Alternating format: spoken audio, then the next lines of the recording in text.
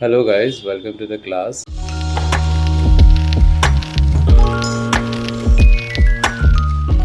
और मैं आप सभी का स्वागत करता हूँ इस नए वीडियो में। और आज इस नई वीडियो में हम सीखेंगे एंकर टैग के बारे में। और एंकर टैग क्या होता है, एंकर टैग क्यों ज़रूरी होता है वेबसाइट में, और एंकर टैग हम लगाते कैसे हैं, उसमें हम क्या क्या एट्रीब्यूट्स इस्तेमाल करते हैं, इन सारी चीज़ों के बारे में हम समझेंगे आज, ठीक है। और एंकर टैग के बारे में एंकर टैग के बारे में बताने से पहले मैं आप लोगों को थोड़ा सा एग्जांपल भी दे देता हूँ कि एंकर टैग काम कैसे करता है, ठीक है। अब जैसे एक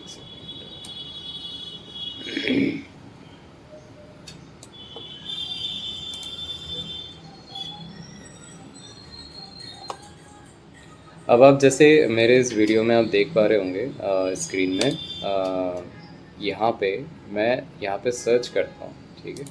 यहाँ पे मैं सर्च करता हूँ। अब जैसे ये देखिए, यहाँ पे जीमेल लिखा हुआ है ना, यहाँ पे जीमेल लिखा हुआ है। जीमेल पे क्लिक करते ही यहाँ पे कुछ ना कुछ ओपन होगा। अब जैसे यहाँ पर देखिए, try this new video generation in Gemini, ठीक है। इसका क्या मतलब होता है, यहाँ पे जो मैं जैसे यहाँ पे जैसे मैं माउस रखता हूँ तो यहाँ पे देखना एक तरीके से लिंक की तरह काम कर रहा है। अगर मैं जैसे इस पर मैं क्लिक करूँगा, क्लिक करते ही देखो मेरे को किसी दूसरे पेज पे लेके आ गया, जिस भी जगह का हमने लिंक दे रखा था। अब ये किसके वजह से हो रहा है, एंकर टैग की वजह से हो रहा है, ठीक है। अब इस चीज़ के बारे में हम समझेंगे कि एंकर टैग काम कैसे करता है और एंकर टैग हम कैसे यूज़ करते हैं, ठीक है। अब मैं एक बार आपको नोटपैड में लेकर आता हूँ, नोटपैड में मैं एक बार आपको लिखवा भी देता हूँ, ठीक है। Anchor tag is used to link link one page with another page, link one page with another page. अब ये जो एंकर टैग होता है दिखता कैसे है, हम उसको समझते हैं, ठीक है। सबसे पहले हम देंगे एंगुलर ब्रैकेट, फिर हम लिखेंगे ए, फिर हम यहाँ पे लिखेंगे HREF, ठीक है। HREF के बाद में हम दे देंगे ये वाला, ये जो बेसिकली जो मैंने आप लोगों को बताया था एट्रीब्यूट कि कैसे दिखता है, इक्वल्स टू डबल कोट लगा देंगे। तो HREF जो है वो है एक तरीके का क्या है, एट्रीब्यूट है। HREF का फुल फॉर्म होता है hyper link reference. Hyper link reference का मतलब ये होता है कि आपने किस साइट का लिंक दिया है। आप चाहते हो कि अगर कोई यूज़र इस लिंक पे क्लिक करे तो वो किस पेज पे पहुंचना चाहिए, तो उस पेज का लिंक हम HREF के अंदर देते हैं। तो HREF का फुल फॉर्म क्या होता है, हाइपर लिंक रेफरेंस, ठीक है। फिर इसके बाद में HREF के बाद में हम इस पे क्या करते हैं, एंगुलर ब्रैकेट से इसको बंद कर देते हैं। तो ओपनिंग टैग अपना हो गया। फिर हम उस लिंक का नाम देंगे। अब जैसे मान लो मैं चाहता हूँ कि मेरा जो लिंक का नाम है वो गूगल हो, कोई भी बंदा उस पर क्लिक करे तो गूगल के पेज पे पहुँच जाए। तो ये कैसे पॉसिबल है, ये सारी चीज़ बताएंगे। अब यहाँ पे देखो हमने क्या कर दिया, एंकर टैग दे दिया। तो ये हो गया अपना HTML का एंकर टैग, और ये हो गया अपना क्लोजिंग टैग, और इन सबको मिलाकर हो गया अपना HTML एलिमेंट, ठीक है। HREF का मैं फुल फॉर्म भी बता देता हूँ। HREF इक्वल्स टू HREF का जो फुल फॉर्म है वो बता देता हूँ, hyper link reference. Hyper link reference, ठीक है।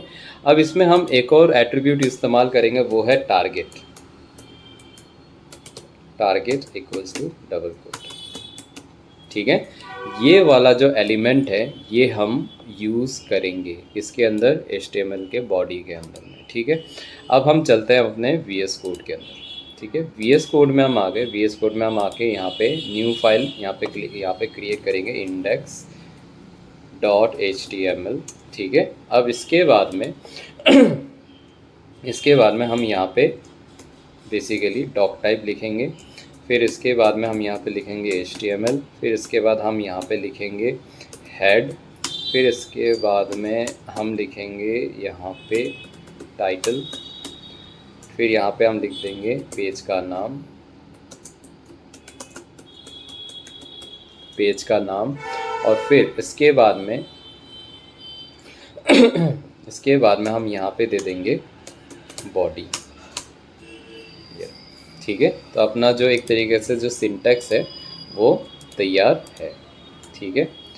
अब इसके बाद में हम यहाँ पे क्या करेंगे, एक एंकर टैग देंगे, ठीक है। एंकर टैग देने से पहले मैं क्या करूँगा, इसको एक बार गो लाइव कर देता हूँ, गो लाइव कर दे, ये आ गया है ना। ठीक है, अब यहाँ पे मैं लिखता हूँ गूगल, ये। ठीक है, इसको मैं हल्का सा जूम कर देता हूँ ताकि आप लोगों को पढ़ने में आए। अब यहाँ पे देखो, यहाँ पे मैंने क्या लिखा है, गूगल। अब मैं इसमें क्लिक कर रहा हूँ, देखो मैं कहीं पे भी जा नहीं पा रहा। मैंने क्या बोला था आपको कि ये जो टेक्स्ट है, इस टेक्स्ट पे मैं क्लिक करूँ तो मैं उस पर्टिकुलर उस डेस्टिनेशन तक पहुँचा जहाँ जहाँ पे मैं चाहता हूँ कि मेरा यूज़र पहुँचे, अगर वो इस लिंक, इस पर्टिकुलर दिए गए लिंक पे वो क्लिक करता है। तो इसको करना कैसे पॉसिबल है ये समझो। पहले हम क्या करेंगे, यहाँ पे लिखेंगे एंगुलर ब्रैकेट ए, फिर उसके बाद में हम यहाँ पे लिखेंगे HREF, ठीक है। फिर हम यहाँ पे इसको कर देंगे बंद और यहाँ पे लिख देंगे हम गूगल। ये देखो, अब दोनों में फ़र्क देखो, एक के नीचे अंडरलाइन आ रहा है और ऊपर से ब्लू कलर आ रहा है, और एक जो मैंने इससे पहले लिखा था वो ब्लैक कलर में आ रहा है। इसका क्या मतलब है कि ये जस्ट एक प्लेन टेक्स्ट है, और ये जो आप देख रहे हो गूगल, ये एक लिंक है जिसको अभी हम एक तरीके से हाइपरलिंक भी बोलेंगे या लिंक बोलेंगे या यूआरएल बोलेंगे। यूआरएल के भी मैं आपको फुल फॉर्म बता देता हूँ। यूआरएल का फुल फॉर्म होता है, यूआरएल का फुल फॉर्म होता है यूनिफॉर्म रिसोर्स लोकेटर। ठीक है, यूआरएल का फुल फॉर्म होता है यूनिफॉर्म रिसोर्स लोकेटर। अब हम यहाँ पे जो HREF है, अब देखो मैं इस पर क्लिक करता हूँ, देखो ये कहीं पे भी लेके नहीं जा रहा। मैं चाहता हूँ इस पर मैं क्लिक करूँ तो मैं गूगल वाले पेज पे पहुँच जाऊँ, ठीक है, लेकिन ये मुझे लेकर नहीं जा रहा। क्यों नहीं लेकर जा रहा? क्योंकि मेरे HREF के अंदर मैंने कोई रेफरेंस पॉइंट इसको दिया ही नहीं है। तो HREF वहाँ बोल रहा है कि मुझे पहले रेफरेंस पॉइंट दो, फिर मैं आपको वहाँ तक लेकर जाऊँगा। अगर मैं आपको ऐसा बोलूँगा कि वहाँ जाकर वो सामान लेकर आओ, तो आपको क्या पता कि कहाँ जाके क्या सामान लेकर आना है। मैं आपको बताऊँगा कि रेफरेंस पॉइंट दूँगा कि इस जगह जाना है, ये सामान लेकर आना है और इतने जल्दी आना है, ये सामान एनी हाउ मुझे लेकर ला के दो। तभी जाके आप वहाँ पे जल्दी जल्दी, आपको जब पता होगा कि ये जगह यहाँ पर है तो आप जल्दी से आ सकते हो। जब उसको पता ही नहीं उसको जाना कहाँ है तो बेचारा कहाँ लेकर जाएगा। तो हम लोग इसको बताएंगे कि आपको लेकर कहाँ जाना। तो हम क्या करेंगे, यहाँ पे हम सर्च करेंगे google.com।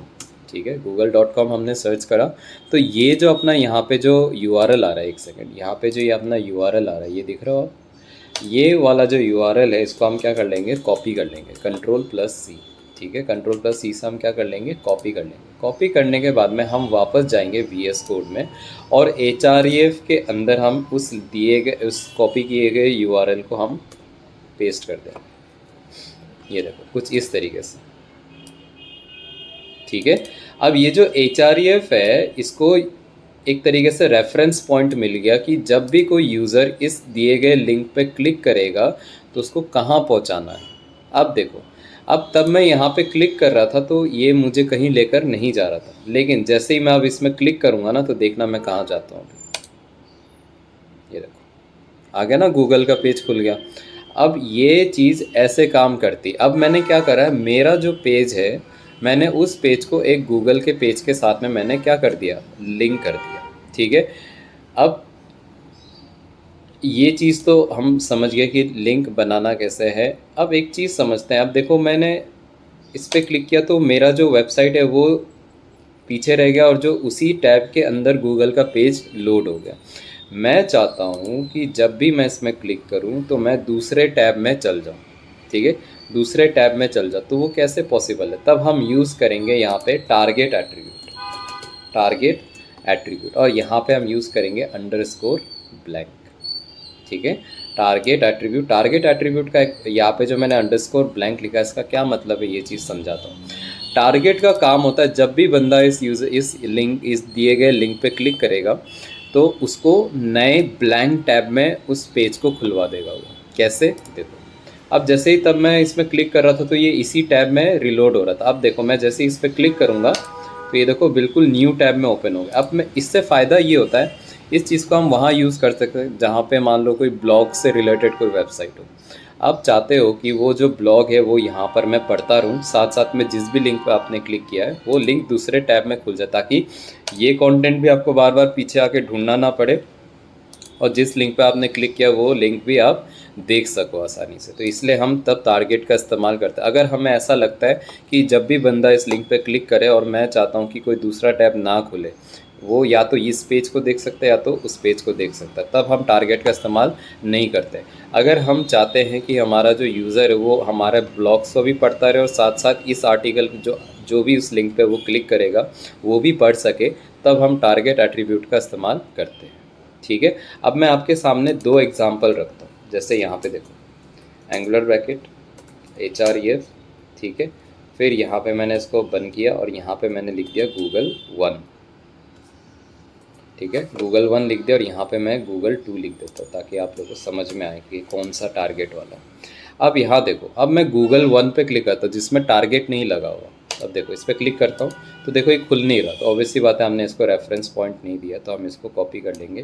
कॉपी करने के बाद में हम यहाँ पे पेस्ट कर देंगे। अब देखो, अब मैं गूगल पे क्लिक करता हूँ तो देखो इसी टैब में ओपन हो गया। ठीक है, अब जैसे ही मैं गूगल 2 पे जिस पे टारगेट लगा हुआ है, अब जब उसमें मैं क्लिक करूँगा तब देखो ये दूसरे टैब में ओपन हो रहा है। यहाँ तक समझ में आ गया? तो टारगेट का काम कुछ इस तरीके का होता है, और जो href का काम होता है वो होता है रेफरेंस पॉइंट देना कि उस लिंक पे जब भी बंदा क्लिक करे तो हमें जाना किधर है। यहाँ तक समझ में आ गया? अब आपके पास में तीन चीज़ें, एक तो हो गया प्लेन टेक्स्ट जिसमें हम क्लिक करेंगे तो ये कहीं लेकर नहीं जाएगा। दूसरा जो मैंने यहाँ पे एंकर टैग लगाया उसमें कोई टारगेट नहीं लगा हुआ, इसका मतलब क्या है, जब भी कोई बंदा इस पर क्लिक करेगा तो वो उसी टैब में खुलेगा। और जो तीसरा जो मैंने लिंक दिया है, तीसरा जो चीज़ मैंने दिया है वो बेसिकली क्या है, उसमें टारगेट लगा हुआ है, तो जब भी बंदा उसमें कोई क्लिक करेगा तो क्लिक करते ही वो दूसरे टैब में ओपन होगा, और इस साइड भी वो पढ़ सकता है, इस साइड भी पढ़ सकता है। ठीक है, चलो अब ये तो हो गया एंकर टैग का टारगेट का काम क्या होता है, href का काम क्या होता है, एंकर टैग का काम क्या होता है, ये मैंने आपको एक तरीके से प्रैक्टिकल करके बता दिया। अब कभी कभार क्या होता है कि कोई इमेजेस भी ऐसी होती है जिस पे आप क्लिक करते हो तो किसी एक पर्टिकुलर डेस्टिनेशन तक पहुंच जाते हो। वो चीज़ कैसे होता है, वो चीज़ भी मैं आपको समझाता हूँ। देखो, अब यहाँ पे हम क्या करेंगे, सबसे पहले एक्सप्लोरर पे जाएंगे। एक्सप्लोरर पे जाने के बाद में हम यहाँ पे एक फ़ोल्डर बनाएंगे। यहाँ पे क्लिक किया, यहाँ पे हम फोल्डर का नाम देंगे इमेजेस। इमेजेस देने के बाद में हम यहाँ पे एक फ़ोटो डाउनलोड करेंगे। डाउनलोड क्या करेंगे, फॉर एग्जांपल मान लो गूगल का लोगो, ठीक है, गूगल लोगो png, इस तरीके से। अब मैं यहाँ पे ये जो गूगल का जो आप ये फ़ोटो देख पा रहे हो इसको मैं सेव करूँगा अभी जो मैंने फोल्डर बनाया है उस फोल्डर के अंदर। अब मैंने इसको सेव इमेज एज किया, डेस्कटॉप पे क्लिक किया, मेरा HTML वाला जो फाइल है वो कहाँ गई, ये HTML वाला फाइल, ये देख पा रहे हो इमेजेस, इस पर क्लिक किया मैंने और यहाँ पे मैंने लिख दिया गूगल लोगो। ठीक है, गूगल लोगो। अब मैं क्या करूँगा, अब देखो मेरा जो इमेज है वो डाउनलोड हो चुका है। एक बार हम वेरीफाई कर लेते हैं कि वो इमेज डाउनलोड हुआ है या नहीं हुआ। ये रहा, ठीक है, गूगल लोगो अपना डाउनलोड हो चुका है।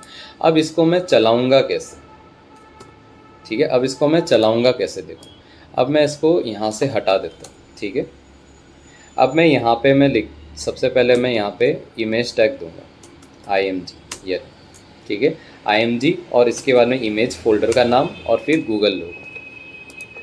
ये रहा। अब ये हद से ज़्यादा बड़ा आ रहा है, ठीक है, तो मैं इसको क्या करूँगा, छोटा करूँगा। छोटा कैसे करेंगे, ऑब्वियसली बात है विद एट्रीब्यूट का इस्तेमाल करेंगे और यहाँ पे हम दे देंगे इसको 200 पिक्सल। ठीक है, ये रहा।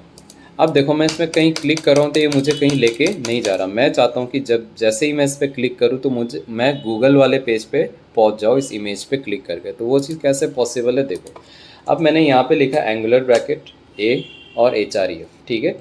अब इसके बाद में मैं इसको करूँगा एंटर, ठीक है। अब मैं यहाँ पर google.com करके जो है ये वेबसाइट सर्च किया, इसका जो URL है ये मैंने कॉपी किया। कॉपी करने के बाद में href में गया और यहाँ पे मैंने क्या कर दिया, पेस्ट कर दिया, ठीक है। पेस्ट करने के बाद में अब देखो मैं इसमें क्लिक कर रहा हूँ, देखो कोई फ़र्क नहीं है। क्यों नहीं है, क्योंकि ये इस एंकर टैग के अंदर नहीं है। तो हम इसको क्या करेंगे, इसको कट कर लेंगे। यहाँ से कट किया, कट करने के बाद में यहाँ पे हम इसके अंदर में इसके पेस्ट कर दिया। अब एक चीज़ देखना, जैसे ही मैं इस इमेज के ऊपर माउस लाऊंगा तो देखो ये एज ए URL काम कर रहा है। अब जैसे ही मैं इस पर क्लिक करूँगा तो देखो google.com पे मैं पहुँच जाऊँगा। ये देखो, तो हमने आज क्या क्या सीखा, एक हाइपर टेक्स्ट बनाना सीखा जो कि गूगल करके जो मैंने लिखा था, और एक मैंने हाइपर इमेज बनवाना सिखाया आपको, जिसमें आप एक इमेज को एक हाइपर लिंक पे क्रिएट करके आप उस पर जब भी कोई यूज़र क्लिक करेगा तो आप उसको वहाँ तक पहुंचा सकते हो। ठीक है, तो ये रही एंकर टैग की बातचीत। ठीक है, एंकर टैग हम ये सारे जो टैग्स हम इंडिविजुअली इसलिए सीख रहे हैं ताकि हर टैग्स का आपका एक तरीके से कॉन्सेप्ट क्लियर है। जब हम CSS में आएंगे तो इन्हीं टैग्स का हम दोबारा इस्तेमाल करेंगे और इन्हीं टैग्स का इस्तेमाल करके हम अच्छे अच्छे UIs बनाएंगे, और जिसके वजह से जो फॉर एग्ज़ाम्पल मैं आपको एक दिखा भी देता हूँ, ये रहा, जैसा आप ये देख पा रहे हो, ये देखो, ये एक HTML, एक प्योर HTML CSS से ये चीज़ बनी हुई है। और इस तरीके से प्योर HTML CSS तो नहीं बोलूँगा, इसमें एक और चीज़ यूज़ होती है, बट HTML CSS से भी ये बनाना पॉसिबल है। तो आप ये देख पा रहे हो, ये देखो यहाँ पे जो ये चीज़ें आप देख पा रहे हो, ये सारी चीज़ें एंकर टैग से ही बनी हुई है। ठीक है, तो ये चीज़ों का इस्तेमाल कैसे करना है, यही चीज़ों को हम सीखेंगे आने वाले क्लासेस में। अभी फ़िलहाल मैं आप लोगों को एक पर्टिकुलर टैग को डिटेल्स में समझा रहा, ताकि जब हम इसको फुल एंड फाइनल अच्छे से इसको इस्तेमाल करेंगे तब आप लोगों को कन्फ्यूजन ना हो कि हम कर क्या रहे हैं। यहाँ तक समझ में आ गया? ठीक है, तो कुल मिला के हमने एक पेज को दूसरे पेज के साथ आज जोड़ना सीख लिया।